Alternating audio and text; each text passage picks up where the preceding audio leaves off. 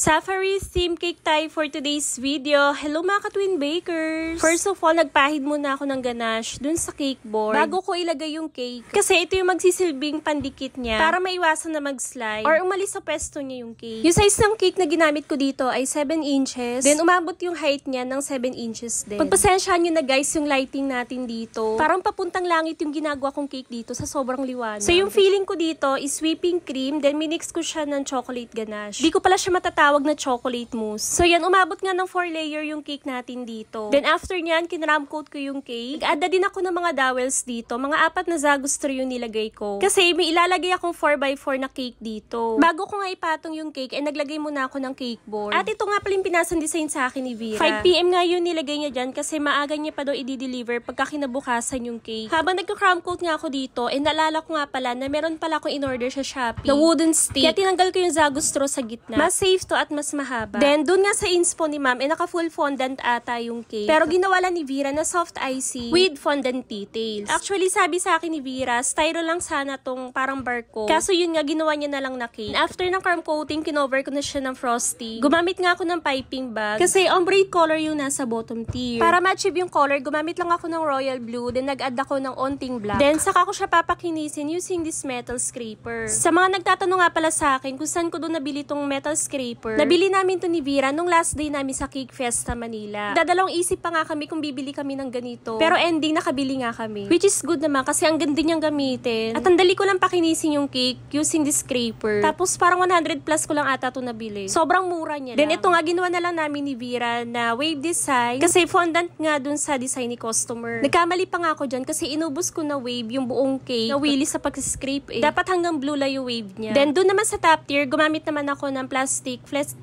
flexible scraper. Medyo nilagyan ko nga ng shape yung top tier dito kasi bangka nga to, diba? Pangit naman kung straight lang yung cake at hindi ko lalagyan ng shape, diba? Then dito naman sa part, si Vera na naglagay ng mga details. After ko kasi frostingan yung cake, mga alas 12 na to siguro ng umaga. Nauna na nga akong natulog. Then yan, nilalagay niya na nga yung mga fondant details dito sa cake. Minsan kasi may mga ibang customer na hindi type yung full fondant cake or tight sa budget, pero gusto ma-achieve yung design. Ginugo namin sa soft icing. Kung pwede lang naman na ma-achieve sa soft icing, why not naman, diba? Caring-carry naman yan na makopy dun sa inspo. Hindi man 100% na makukopya, at least, hindi nagkakalayo dun sa design. So, yung cake nga pala na to, nabigay lang ni Vera ng 3,500. Pero, styro lang sana yung top tier. Pero, ginawa niya na lang na cake. Pero, kung gagawing cake yung top tier, nasa 4K na yung singilan namin. Tinatanong ko nga siya, hindi ko ba lugi niyan? Parang dami kasing details. Tapos, buong magdamag yan pag ginawa yung mga fondant toppers na yan. So, yung ginamit nga pala ni Vera na fondant dito is iba-ibang brand. So, niya kasi mag-experiment or mag-explore ng ibang brand ng fondant. Medyo nag-moist pa nga yung ibang animal topper dyan. Kasi umuulan din that time nang ginagawa niya yan. Pero carry lang, di naman siya natunaw. At stable pa din naman siya. Gusto nga pala namin magpasalamat kay Ma'am S. Faye May Sumagaysay. Shoutout nga po pala sa inyo, ma'am. Na kahit malayo kami, dito niyo pa rin po piniling mag-order sa amin. So, yung cake nga pala na to ay dinala pa sa Bingawan. At medyo malayo nga yun dito sa amin. Pero buo at stable pa din ang ating cake. Nag-offer nga din pala ng catering services si ma'am. Kaya sa mga malalapit dyan sa Bingawan, pwede kayong magpabook sa kanya. Nandyan yung kanyang FB page at nandyan din yung kanyang contact number. So yan, malapit na nga din pala matapos yung ating cake. Nagpaint lang si Vera na iba't ibang pattern dun sa skin ng mga animals. At ito na nga yung kinalabasan ng ating cake for today's video. Sobrang cute na mga animals. Talagang ginandahan ng kambal ko yung paggawa ng mga animal toppers. So ito lang muna guys. Thank you for watching. Ingat po kayong lahat.